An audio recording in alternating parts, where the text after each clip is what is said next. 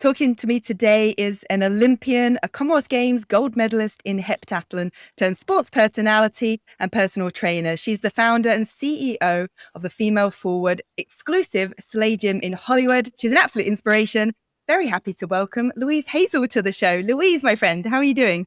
I'm so well, Caroline. I'm so Yeah. excited. We finally get to sit down and chop it up over a podcast, finally. I know. So I wanted you excited. on the show for a long time. And we caught up recently after a long time and we just got talking about metabolism and diets and your clients. And I was like, okay, save all of this. I need to get you on the show. So I know you're a busy lady. You're off to the UK tomorrow, but Hollywood based now where you set up your gym. But we've had quite the journey, haven't we? To give a bit of context, Louise and I were training partners from our teenage years in athletics. And then we both sort of reconnected when we moved out to the States, sort of 5 or so years ago. And it's been quite the journey, hasn't it?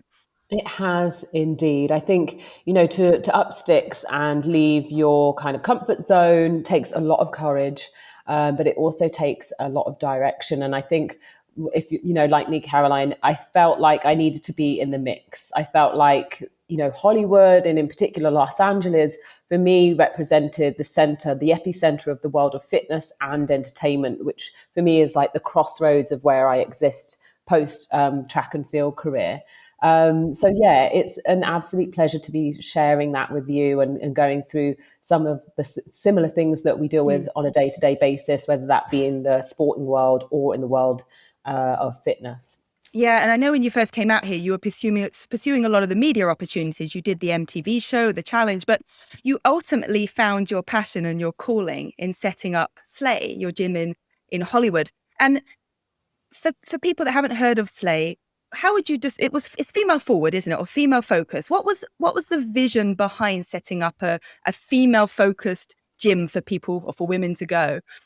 I like to call it female first. And I say that in the sense that we built it with women in mind. And if you go to any big box gym, doesn't matter whether it's Equinox, Crunch Fitness, LA Fitness, or any of the gyms back home in the UK, I felt like, the questions that we were asking of our audience online was that how do you feel when you walk into a gym? And for most women, the answer was always intimidation.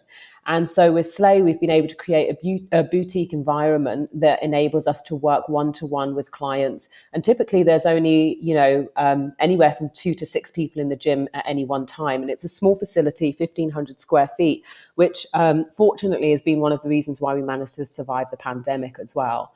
And so when I say, female first, what I mean to say is when you walk into the gym, lots of the ladies and even the guys that train there remark at how clean it is, how it smells fresh. There's candles going. It's not like super frou-frou. We still get the work done. There's still tons of functional training, and we're still teaching women how to really exceed their expectations every single day, whether that be via their training programs or their nutritional programs.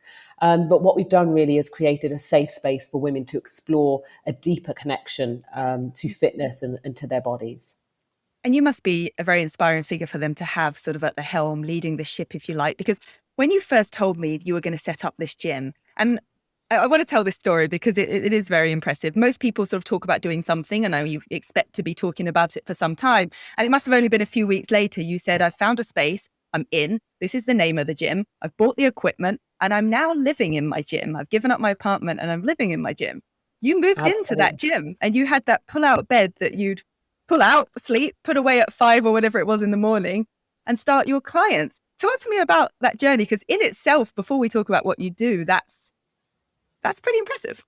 Yeah, this is actually the first time I think I've probably spoken about it publicly. So thanks for bringing that to the fore, Caroline. I hope you don't mind.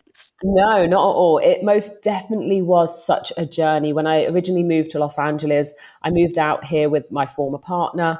I set up the gym and fundraised for it very, very quickly, like you said, almost within about 4 to 6 weeks. And so, by the time I knew it, I was running this facility. The first kind of month in, I didn't break even. The second month in, I didn't break even. Me and my former partner split up, and he was like, do you want to stay in the apartment? I was like, no, I can't afford to run the apartment and the gym. I'm going to go and live in the gym.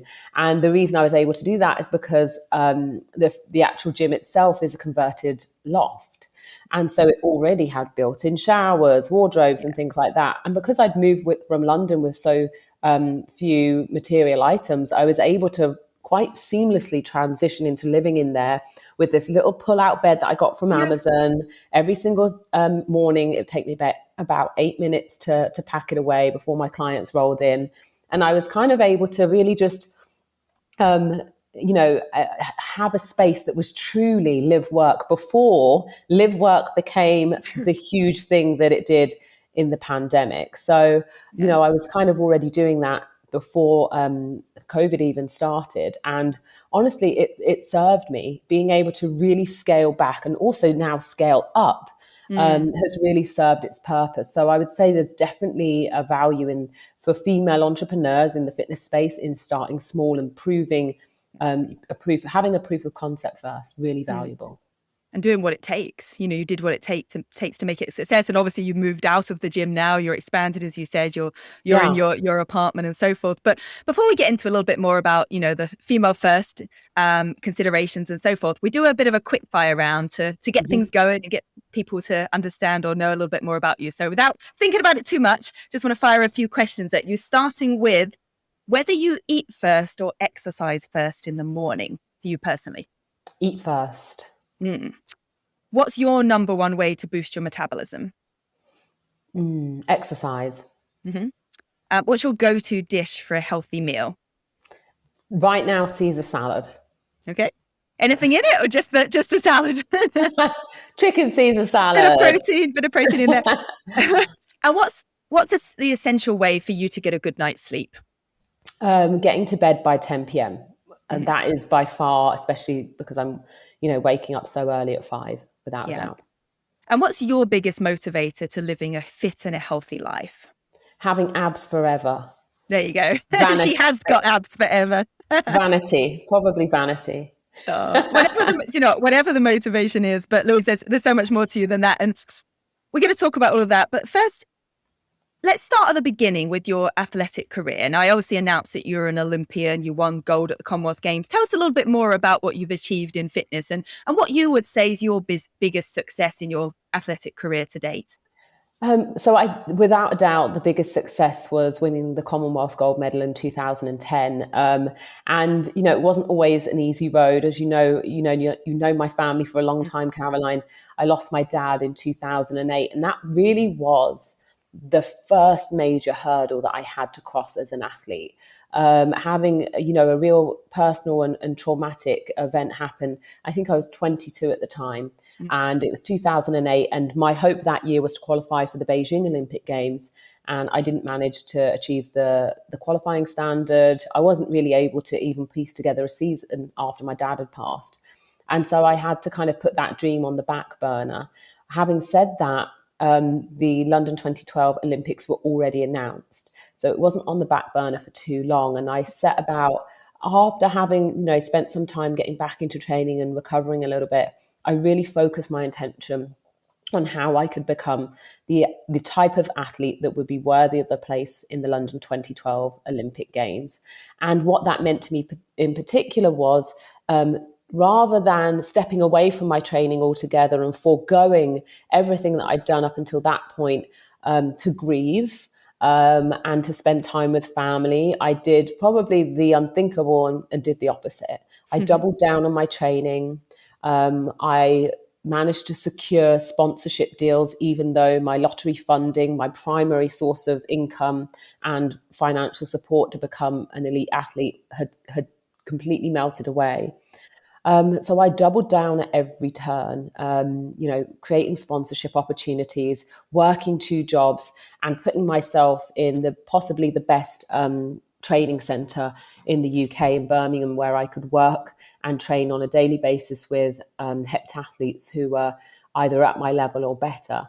And so I immersed myself and doubled down really on what I wanted. And within a year, that meant me leaving behind my childhood coach, Darryl Bunn at the time, one of them anyways, and taking the risk on one of my training partners, Julie Holman, who was a female coach, hadn't coached anybody at that point, had just retired herself from the Olympic Games in 2008. And we took a leap of faith together and we jumped and it paid off. Within a year, I'd improved my performance by around about 400 points and booked myself a ticket to the World Championships in 2009, only to, I would say, another 12 months later, go on to win the Commonwealth Gold, which was by far a testament of, I think, the amount of fortitude you can have after immense personal tragedy if you have the ability to really put the blinkers on and honor what you came here to do. Yeah, and I sort of wanted to go into that actually, that mental strength that you have. And it's that athlete mentality that I think a lot of us who have dedicated ourselves to training twice a day in, day out, that we can then take it into other areas of our lives. And you've done that very successfully in the business you've created. Where does that motivation for you come from? And do you think it's something that can be installed or learned in everybody? And this is a really interesting thing because I think motivation is a really fleeting thing. And I feel like on any given day of the week, motivation is just not enough. There has to be something else, something deeper within you that ties you to your goals. You can't borrow motivation. You know, sometimes working out with a certain training partner will get you, you know, to show up. You have to really think deeper on a daily basis about the tools and the environment that you are around that seeps into your blood. And motivation seeps away. It just becomes a part of who you are. And so turning up at the track every single day, as opposed to hanging out with friends who were, you know, out just hanging around uptown and you know, doing whatever they wanted to do, that was just a part of who I was. And so I think the key really is asking yourself very much at the core, when you are out, when you're on your own and it's quiet and there are no other external influences, who are you? Are you the type of person that gets up early? Or are you the type of person that likes to sleep in late? And neither of those things are bad things. It's more about creating an environment that is going to be successful for you and knowing the person that you are. How can you create, therefore, a lifestyle that is conducive of success? I know we talk about it all the time. You're much more of a late starter in the mornings. You like to get up slowly, have your morning coffee. And I like to say I'm like a bullet from a gun at 5 a.m. I'm ready to go. By the time clients are in at 6, let's get the job done. And my day's pretty much winding down about 12 o'clock. And that's not to say that either method is a failure or a success. It's more about what works best for you. And so for me, motivation, like, how do I find the motivation? I don't. It's a part of who I am. Yeah. You know, those are the things that determine what I do that day. Motivation is just merely a couple of extra tools. How do I get there easier? Maybe I play music on the way to work, or maybe I prep my clothes the night before. So I would say that it's much deeper than that. How do you get your clients to find that same understanding of their own, what works best for them in terms of structure and timing, and finding their motivation or the structure that gives them that motivation, as you just talked about? Is it something that you're coaching as much as you're coaching the physical changes they're looking for in their body? I think you'd be surprised. The type of clients that we get at Slay really mirror myself. And I think that that's the reason that they come through the doors in the first place, because there's something in me that they see in themselves. So when they hear Olympian, they don't get scared by it. They're not intimidated by it. They actually lean towards it because in their mind, oh, this is somebody that can teach me something. And that isn't for everybody in the fitness industry. And this is one of the things that I've had to come to accept. The title of Olympian or sports person can often be very off-putting, especially in the female arena where, you know, we're in this in-between place, especially where health and fitness and nutrition is concerned, where if you're too honest, sometimes it can come across as shaming and shame. And that's a really sad thing. One of the things that coming back to the question, do to keep my clients motivated is simply allowing them to be who they are and giving them the opportunity to tap into their full potential. So giving them the opportunity to express their full physicality. It doesn't matter whether they have a petite, slight, light frame or a more thick set, heavy or powerful frame. I think that most of them will understand by the time they walk through the doors after that 60 minutes, they've learned something more about themselves than they knew when they first started. And so the beautiful thing for me has been taking, a variety of different women on their complete and utter individual journeys. Some women are training for their weddings. We had we had a wedding kickoff this week and a 50th birthday. And, I would also say that one of the things that keeps them super motivated is their ability to see their results physically, but then also from a scientific perspective. So we've been using the embody over at the gym since September, and that's been such a game changer. You can Yeah, really catch people. I was just going to say, once you start to get on a roll in terms of physiological changes that they can actually see on paper in numbers and metrics, that's been a huge game changer. Yeah, I want to pick your brains on that actually. But one thing I wanted to ask first was, what female considerations do you need to make with the women that come through the door? Because you talked about creating a safe environment. That's the female first element of Slay. But what other considerations do you think are specific to women approaching their fitness journey or looking for the changes that we talk about? So I think smaller, more personalized spaces where they don't feel like they're massively on display. So if you think of most big box gyms, the free weight section is normally in front of a cardio area. So where people are just doing cardio, you then have this ability to be a voyeur and be watching what is going on the floor. And so that, to a woman who's walking into the free weight section for the first time, is very intimidating. Not only do they feel they're being judged by the people on the floor of the free weight section, but now they're under the scrutiny and the watching eye of the voyeur as well. So smaller studios where the coaching is very much kind of one-to-one or smaller groups. Women absolutely love community. And one of the things one of our girls said about Slay is it's really sticky. And what we mean by that is you'll come in and, I've witnessed it myself. There'll be two clients who haven't seen each other that worked on the same film project like 5 years ago. And it's a big hug and a kiss. Oh my God, I'm so happy for you. I'm so glad you're here. You're about to experience something amazing. Yeah. And so we love to be, as women, typically on a shared journey. So it's women supporting women with their journey and their encouragement.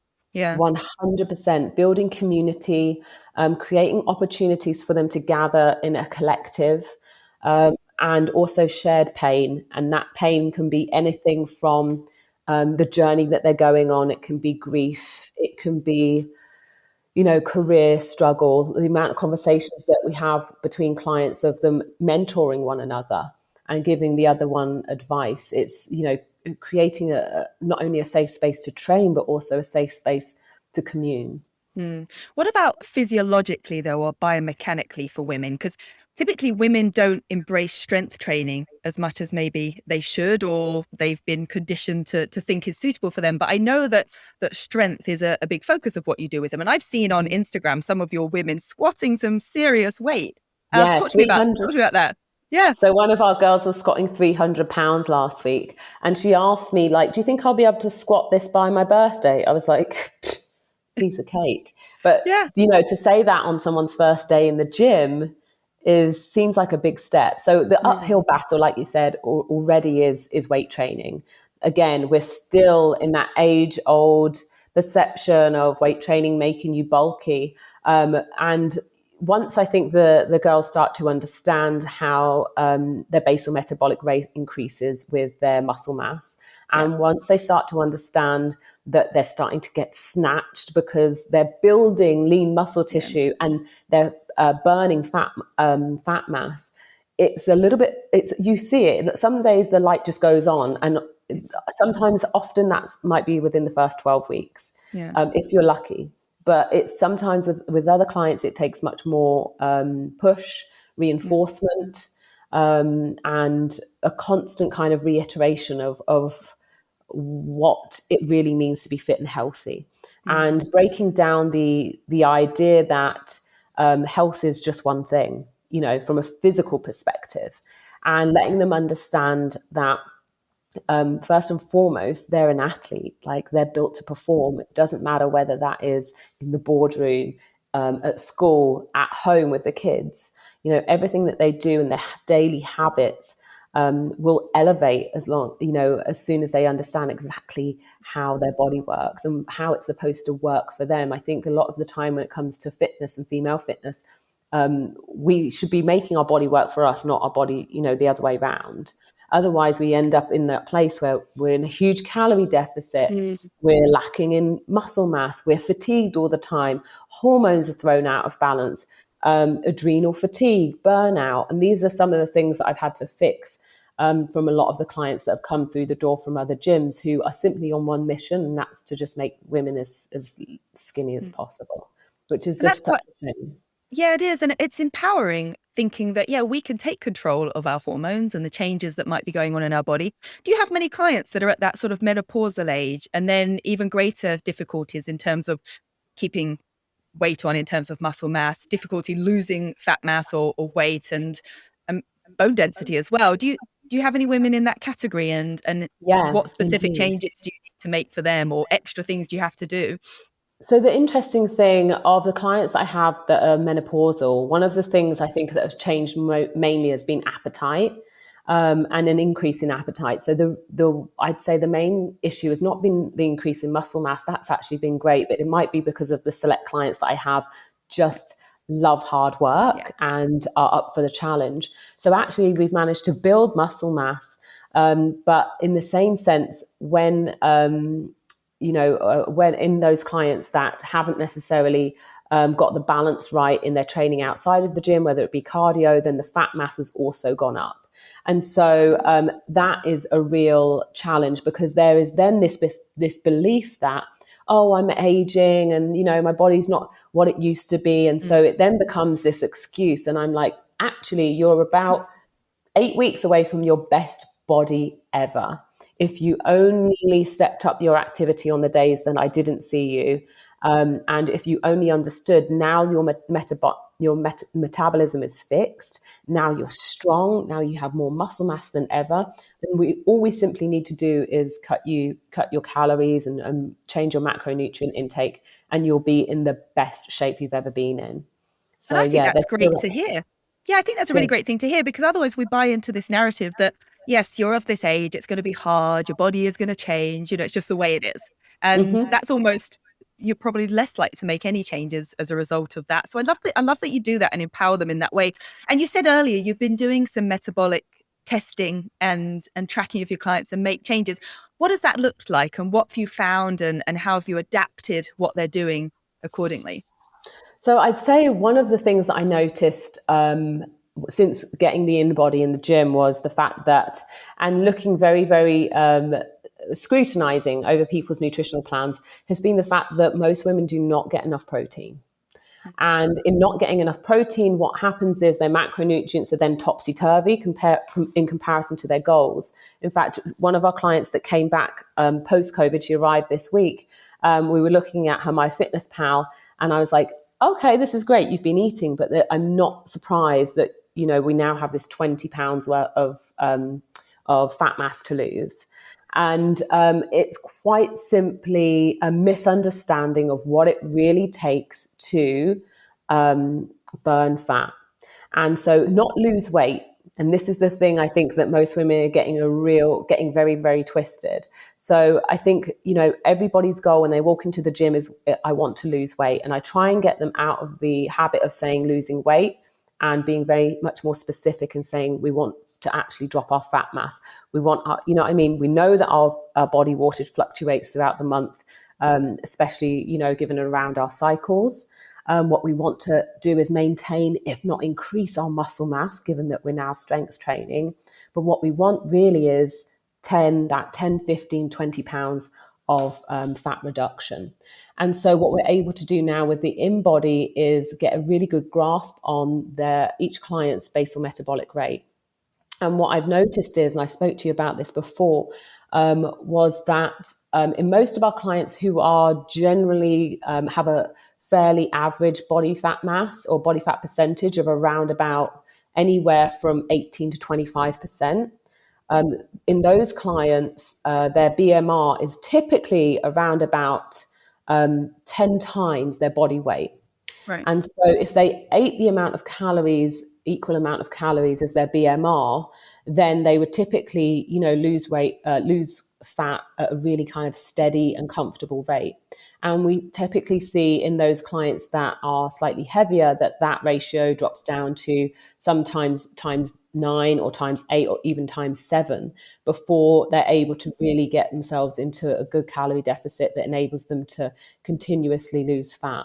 And the other thing that we've been speaking to our ladies about is the fact that we have seasons. We shouldn't be aiming necessarily to lose fat all year round. And so what I ask them to do simply is to pick their season, to pick the season where they're going to really go for it, really commit in a really, in a really kind of aggressive way, because aggressive fat loss doesn't have to mean dangerous if it's carefully planned. And so I typically map out with my clients like a year's journey with their training, and then I'll map out their nutrition to go alongside it so that at every chance we're optimizing their performance.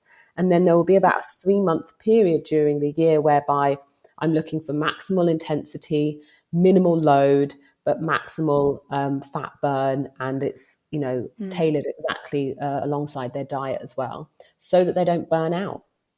That's interesting. And it's what we did as athletes. Our training was all catered around peaking for the summer, maybe for a winter season as well. But I think a lot of us, I'm probably guilty of this myself now that I'm not competing, is that I'm just trying to aim for the same things all year round. And there are periods when I will get injured, and I get injured a lot. And, it's thinking, like you say, about when do you want to peak? And I think, in terms of our history, or if you go back kind of several thousand years, you put on a bit of insulation in the winter, depending on the climate in which you are living. And then in the summer, you'd lose it. And obviously summer holidays, that's probably typically when most people say, get me shredded for my vacation, wherever it might be. But I like that idea of periodization. And coming back to metabolism, you've just received your Lumen as well, your metabolic tracker.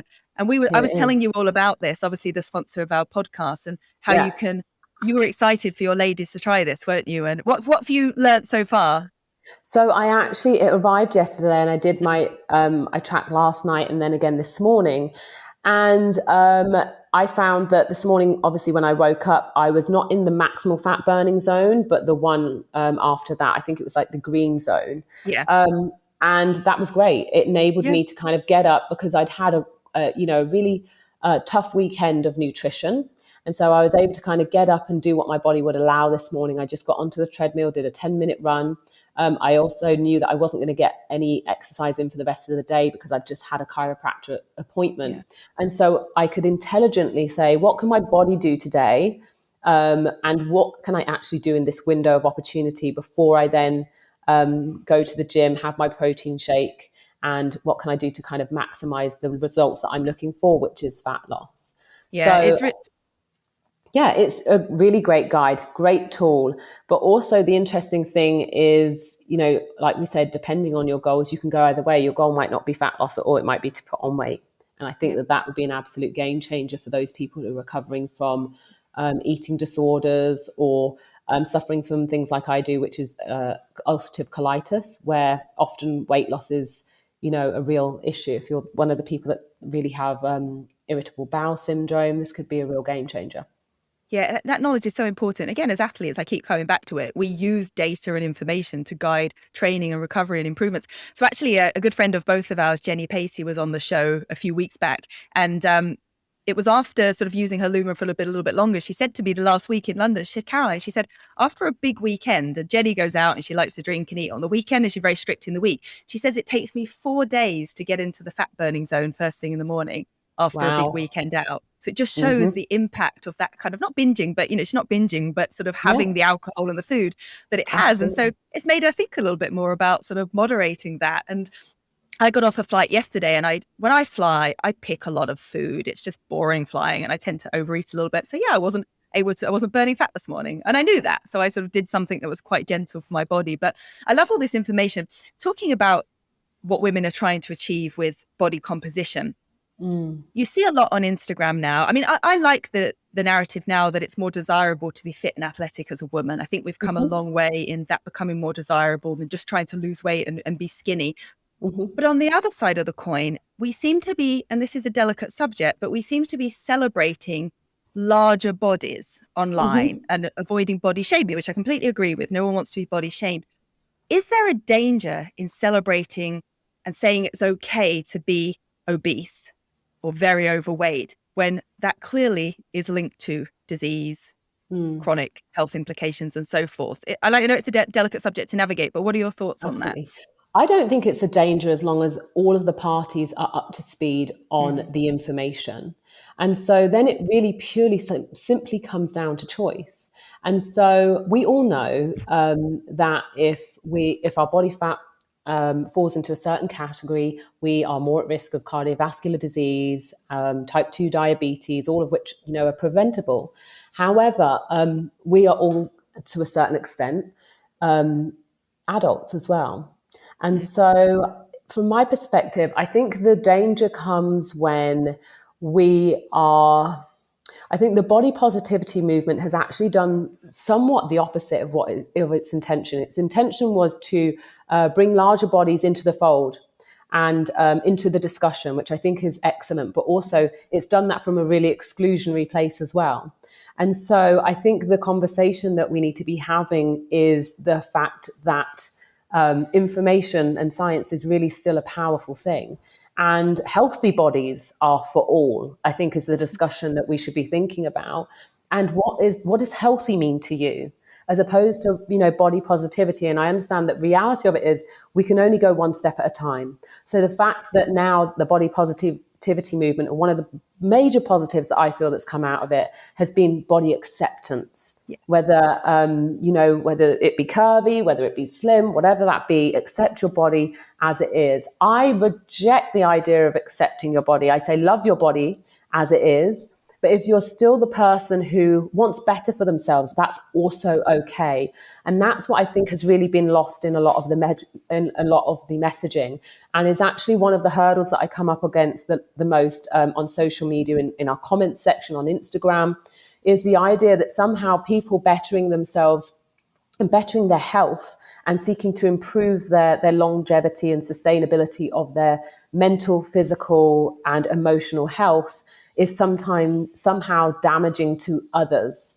And so that's the thing that I don't subscribe to, is the idea that posting a before or after picture of somebody's journey, because it really is only one moment in time with regards to somebody's journey. And sometimes we can become too judgmental as to how they got there, not knowing the ups and downs that person traveled through in order to get the results that they desired. And so actually what I think we should do collectively is start celebrating people's wants and desires, whether their wants and desires is to stay exactly the same and they're happy and healthy where they are, or whether their desire is to check for change. I think that acceptance really comes in not judging others, quite simply, and allowing people to have as much information as they can to make their minds up for themselves. Yeah, I love that. I love the way you put that. On the other hand, or the other side of the coin, we've got Instagram promoting, or people on Instagram promoting, what might be filtered bodies, augmented bodies, unrealistic bodies that the people that own those bodies probably don't even possess when it comes down to, what apps are available now to make you look a certain way. And there's a danger in that as well, especially with young women. We didn't have Instagram when we were in our sort of teenage years. And I think equally there needs to be talk around being realistic. Yes, there's goals you want to chase, like you said, and let's accept that. But what's realistic within what's even humanly possible and within your own means?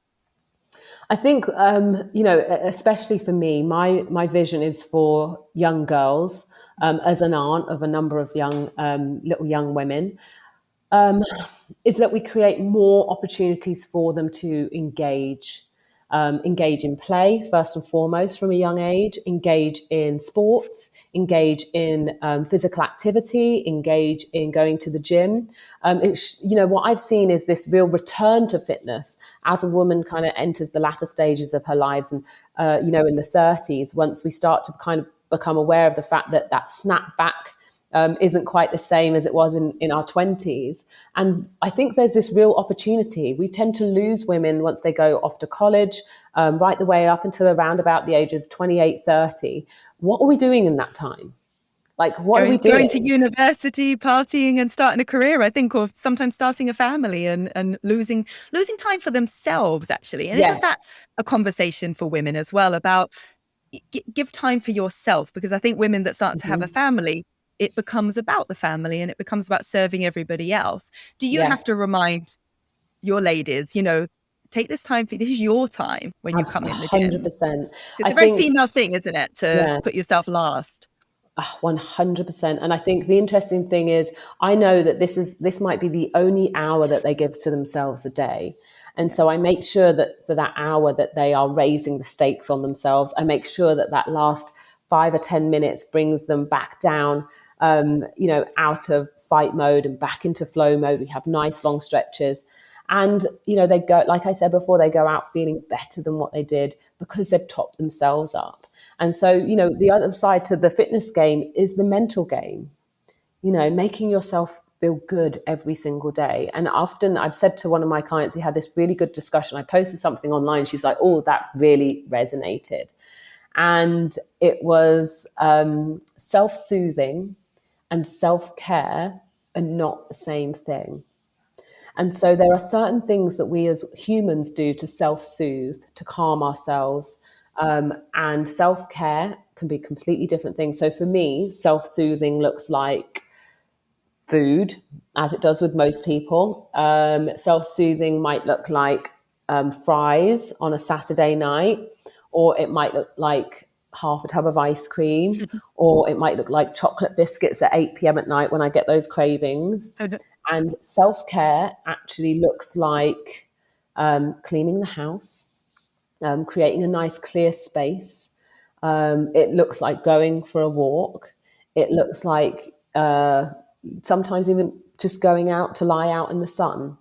It's often for me, self care is about solitude and coming back to myself, whereas self soothing is reaching for something else to make me feel better in that moment, whereas self care is reaching for myself. And that's probably a lot of people are guilty of the self-soothing as their go-to.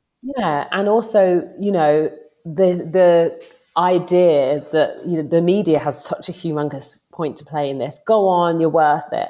Yeah. Like treat yourself. Yeah. Be kind to yourself. Have that Be cookie. kind. Yeah, Yeah. exactly. And so that's really interesting because to me, I think I've done enough kind of soul work to understand and differentiate between what treating myself really means. And that's not to say that some days it doesn't look like a cookie. It most definitely does. But there's an awareness of what it is I'm choosing and why. And I'm in control of that. And often there's a lot of reprogramming that has to happen, especially in the gym with clients as to their habits and choices. And that takes a little bit of reflection. And some people are ready for that reflection and some people aren't. It's just the kind of way it is. I think it's become even harder to eat what we call healthily nowadays as Mm, well, because I'm finding a lot of people, including myself, start to have a lot more intolerances and reactions to certain foods. And this didn't used to be the case. When you ate what was available to you and things were more limited, you didn't have intolerances and so forth. Even it was when I first moved here, a homeless man was hanging around a coffee shop and someone, graciously gave him a coffee, a cappuccino or something. And he asked if it had dairy in it.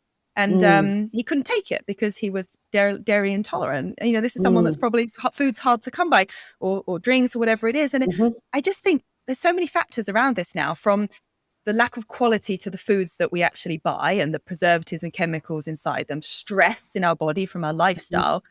What are your thoughts on that? Because you nodded, you're agreeing with me that it's hard. Our bodies aren't coping with food as well nowadays.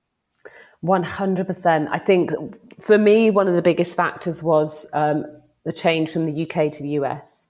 I feel like food in the UK is much more kind of farm to table, has a lot less additives in it, Yeah. and therefore, I was probably, and also perhaps maybe it was because I was younger when I was living in the UK, but I've never experienced so much inflammation as I have since living in the US. And so now I'm starting to, what I've learned about my body is that my intolerances are many and they're Mm. also weirdly seasonal. So I've been using a system called Viome, which is an app and it's You send off a stool sample and it will basically break down and give you an idea of the type of foods that your body loves and the type of foods that your body doesn't. That's been a real game changer, especially for a person who suffers from ulcerative colitis. It's really important to make sure that your colon is as healthy as it can possibly be, because during flare-ups, anything can trigger inflammation. Inflammation doesn't represent itself in the same way. It can cause,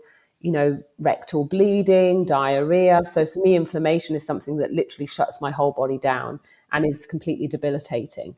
So things like egg yolk is something I've had to cut out of my diet, which is really interesting because it used to be a dietary staple every single day. And so now I've had to make the switch to egg white only. And it seems really extreme when you're ordering something out in a restaurant and you're having to say, okay, can I have egg whites only? I can't have red peppers. I can't have tomatoes. These are things that I literally used to eat daily. And honestly, it's done me the world of good. I feel like my gut is finally healing. I feel like the inflammation in my body is finally coming back to normal. I feel less fatigued. I'm sleeping better. I'm not having major breakouts. It's just, I think once we start to tap into what health means to us and make it more personalized, the older we get, the better and the more sustainable life will be for us. That's an argument as well for not following the diet of a celebrity or what someone else is telling you they eat in a day, for example, because that shows how personal it is for you. Egg yolks are a great food for a lot of us, unless you suffer incredibly high cholesterol or you have reactions like that. So I always say it's so important to understand your own body. And I think inflammation as well I think that should be one of our priorities above anything else, because I know myself, the joint pains and things I have from years of training and probably dietary effects as well. Sugar for me, if I have a sugary day of, certain foods, my knees hurt the next day. So I think that sort of focus on reducing inflammation in our body is huge. How do we reduce inflammation though? I know some of the things that I do, but diet, training, other methods, like as well as, you've tailored your diet, what else do you do or do you encourage your clients to do to reduce that inflammation in the body? So the interesting thing is we have a number of clients in the gym that have hypothyroidism. I would say definitely if you're a woman, screen for that. I follow an amazing doctor called Dr. Jolene Brighton, and she gives some awesome advice on Instagram about these types of symptoms to look for. In fact, 2 of our clients were undiagnosed with hypothyroidism and could not understand why they were constipated, gaining weight. One of our clients was overtraining, and I can remember hearing her talk about all of the injuries that she used to sustain. And I was like, why is she getting injured all the time? And when she came in, I knew instantly, that she had burnt out. And she referred to the sessions as, they're high intensity and we could do everything to burn out. And I said, then your body's probably burnt out. Your metabolism is shot. Like you're not getting enough nutrients, like you're not getting enough recovery, you're not getting enough rest. Your body doesn't have a chance to rebuild itself because it's constantly in fight mode. And so, anything it does at this point is just actually causing more damage than good. So we dialed her training sessions back from 5 days a week to 3. She started lifting weights and she had, an amazing transformation in health, let alone physical transformation. She was able to really get back to normal again. And she's been, injury-free, touch wood, and functioning and doing way more than she ever thought. We have more control than we think, don't we, of all of these things? 100%. I'm gonna share this because it actually makes me quite happy. But last week in the UK, I did a full body, some full body testing. It was everything: blood work, urine, full body analyzer, and they told me, listen to this, I've got a metabolism of a 26-year-old. Yes. My joints are probably that of a 70-year-old, but I have the metabolism of a 26-year-old. But it just showed me, and I've been using my Lumen as well to help get myself that metabolic flexibility and know what to train when I'm feeling a certain way. But just shows that consistency of training and training the right way over the years has paid off for me in that sense. So again, it's understanding your own body that I think is so important with all of these things, and just shows you can make changes. You can make changes to live a healthier life. I talk with my dad a lot when he always says he eats a lot of cake and sugar, and I feel like I'm always calling him out on the show, or my mum, but he's always like, well, I'm old now, it just makes me happy. But then I think, well, you're suffering because of it with your joints, Yeah. etc. So that's not that happy. But you've got to want it, haven't you? You've got to want to make changes. Yeah, 100%. It's really interesting. I think a lot of those changes, or at least the signs, are really intuitive. And when we listen to ourselves, I had a client come in this morning. She'd been out in Palm Springs this weekend having a little bit of a party. And my plan with her was to do some really dynamic metabolic conditioning and just really get some good work in today. And we had to dial it back. And I actually took her to the gym to just literally just do some machine stuff, because I knew that she was already in a fatigue state. I knew that I could actually get her to exert if I put her on machines, fixed machines, as opposed to getting her to do, exercises that have a ton of energy expenditure. It would just be a waste of my time. I felt like she'd be on the floor after the first round. And so it's very instinctive. Sometimes we just have to really dial in and listen to what our bodies are really asking for. It's very difficult, though, I'd say, to do that when you haven't tuned into your body in a long while. And so my advice to everybody would be, try to go sugar-free for a period of time. Try your best. Maybe do 2 to 3 weeks of going sugar-free. Because once I think you've done a period of time, a good stretch of a good 3 weeks of going sugar-free, you'll start to understand what your body really should feel like. You'll start to understand what good feels like. And I think so many times, and this is, true of my own situation, in those times when I've perhaps been overindulging, and feeling bloated and stuff like that, I just want more of the shit that's making me worse. And then my symptoms of colitis flare up, and then I become worse. I get further and further away from the person that I know I am, and then I kind of like have to pump the brakes altogether. And so it really is sometimes like having just that little detox from sugar is such a big one when it comes to inflammation. And what I would say is start swapping things out. Start swapping out the tea, the sugar in the tea and stuff like that. Start eating berries instead of, really, really sugary fruits like peaches or mangoes and pineapples. Just really start to pay attention to the glycemic index of the food that you're eating. Yeah, such good advice. In fact, so many great insights today, Lou, and I really appreciate your time. I'm not going to take up any more of it, but before you go, I know that Slay Gym is just one component of what you do. The brand itself is the online courses and retreats and so much more. So what more, do you do and offer, and where can people find you and more about the gym? So you can find everything that we do over at www.slayathletic.com, and everything we do entails group classes, personal training. We are about to launch protein, so keep your eyes out for that. All those women who are looking to change their body composition. It's a great way. It's going to be, the one that we're launching is actually vegan, so it's going to be plant-based, which is great for those people who aren't getting enough protein in their diets, all of our plant-based friends. And we occasionally have the odd pop-up fitness event, and much, much more. Check out the website. You'll love it. Yeah, if you can't get down to Hollywood and see Louise in person, definitely check out all that she offers online. So much great stuff. Louise, thank you so much. I'm sure I'll talk to you very soon. Love you, Caroline. Have a great day.